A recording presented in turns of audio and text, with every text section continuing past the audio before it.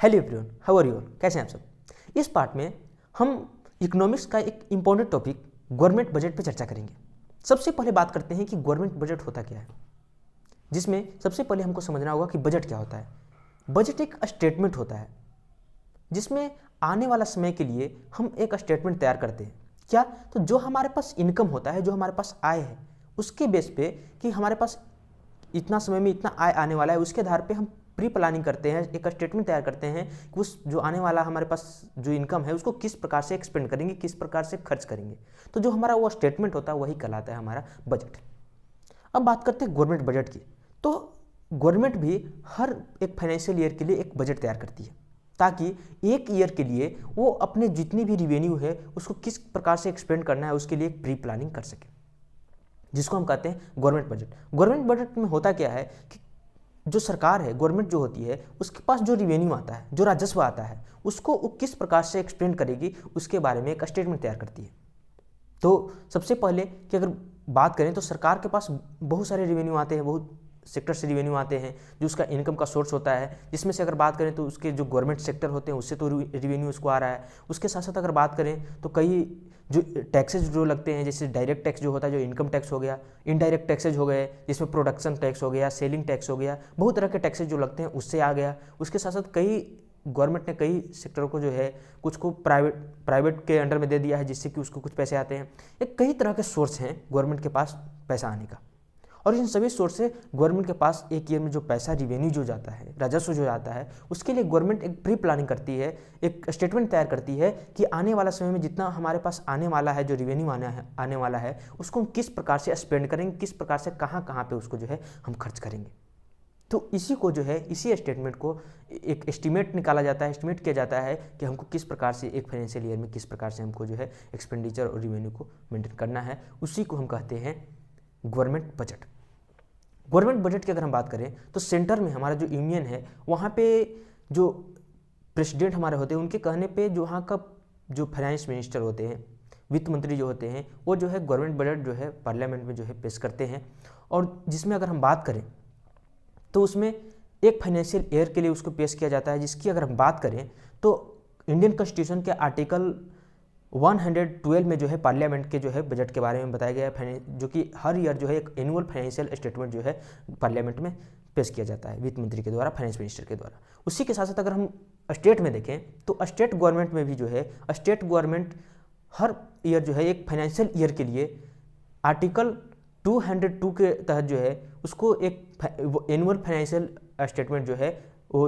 State legislation में पेश करती है। यानी कि दोनों सरकारें जो हमारी मुख्य सरकारें हैं, एक गवर्नमेंट जो कि यूनियन है और एक स्टेट है, दोनों में जो है एनुअल स्टेटमेंट जो है पेश किया जाता है फाइनेंशियल का। यानी कि दोनों में बजट पेश किए जाते हैं कि एक आने वाले एक ईयर के लिए, एक फाइनेंशियल ईयर में हम रिवेन्यू जो आएगा उसको किस प्रकार से एक्सपेंड करेंगे, किस प्रकार से खर्च करेंगे। यही हमारा होता है गवर्नमेंट बजट। गवर्नमेंट बजट की अगर हम बात करें तो दोनों में हम देखें कि यूनियन में भी और आपको स्टेट में दोनों में फाइनेंस मिनिस्टर जो होता है वो अगर स्टेट में कहें तो गवर्नर के कहने पे, और जो हमारा यूनियन है वहाँ पे प्रेसिडेंट के कहने पे जो फाइनेंस मिनिस्टर होते हैं वो जो है बजट को पेश करते हैं कि हमारे एक आने वाले एक ईयर के लिए कितना हमारे पास रिवेन्यू है, क्या उसका सोर्सेस है, क्या हमारा इनकम है, और किस प्रकार से उसको एक्सपेंड करना है, किस प्रकार से उसको डेवलपमेंट में कितना लगाना है, कितना उसको सेविंग में रखना है। तो इस प्रकार से जो स्टेटमेंट तैयार किया जाता है वो होता है गवर्नमेंट बजट। अब हम बात करते हैं गवर्नमेंट बजट के टाइप के। तो मेन टाइप इसके अगर देखें तो 3 टाइप होते हैं,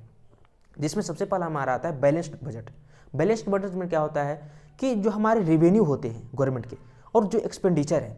तो रेवेन्यू जितना हमारे पास आ रहा है उतना ही अगर एक्सपेंड कर रहा है, जितना हमारे पास राजस्व आ रहा है उतना ही अगर वो व्यय कर रहा है, खर्च कर रहा है, तो अगर दोनों इक्वल होते हैं, दोनों अगर इक्वल है, बराबर है एक्सपेंडिचर एंड रिवेन्यू, तो वैसी स्थिति में उसको हम कहेंगे बैलेंस्ड बजट, जब दोनों इक्वल होते हैं तब। अगर दूसरा हमारा टाइप है सरप्लस बजट। सरप्लस बजट क्या होता है? सरप्लस बजट में जो होता है रिवेन्यू जो होता है वो ज़्यादा होता है एक्सपेंडिचर से, यानी कि रिवेन्यू ग्रेटर होता है एक्सपेंडिचर से, एक्सपेंडिचर से रिवेन्यू जो है ज़्यादा होता है। हमारे पास ज़्यादा जो है राजस्व आ रहा है लेकिन खर्च उतना नहीं हो रहा है, उससे कम खर्च हो रहा है, तो वैसी स्थिति में जो कहलाएगा वो सरप्लस बजट कहलाएगा। तीसरा हमारा आता है डेफिसिट बजट। डेफिसिट बजट क्या होता है? तो डेफिसिट बजट में हम देखते हैं कि जो हमारे पास एक्सपेंडिचर है वो ज़्यादा हो रहे हैं और जो हमारा रिवेन्यू है वो कम है, यानी कि एक्सपेंडिचर से जो है ज़्यादा क्या होगा, एक्सपेंडिचर ज़्यादा होगा रिवेन्यू से, तो ऐसी स्थिति में जो हमारा कहलाएगा वो कहलाएगा डिफिशिएट बजट, जिसमें कि हमारा खर्च ज़्यादा हो रहा है और हमारे पास इनकम कम हो रहा है, तो उसको कहते हैं डिफिशिएट बजट। डिफिशिएट बजट जो कि निगेटिव साइड को दर्शाता है, और वही अगर हम बात करें तो सरप्लस बजट जो कि पॉजिटिव साइड को दर्शाता है। इसके साथ साथ अगर हम बात करें तो गवर्नमेंट बजट का आखिर इकोनॉमिक्स में अगर देखें तो इसका इंपॉर्टेंस क्या है,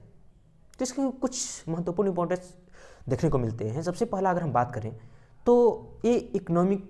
स्टेबिलिटी को बनाए रखता है। इकोनॉमिक स्टेबिलिटी कहने का आशय यहाँ पे है कि उथल पुथल जो अर्थव्यवस्था में होता है उसको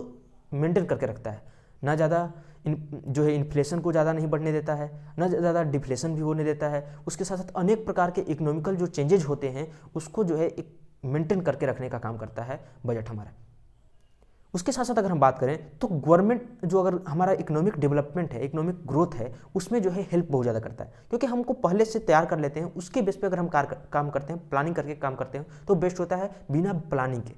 अगर जो काम किए उससे। अगर कोई भी हम काम करते हैं उसको अगर पहले से उसके बारे में जो है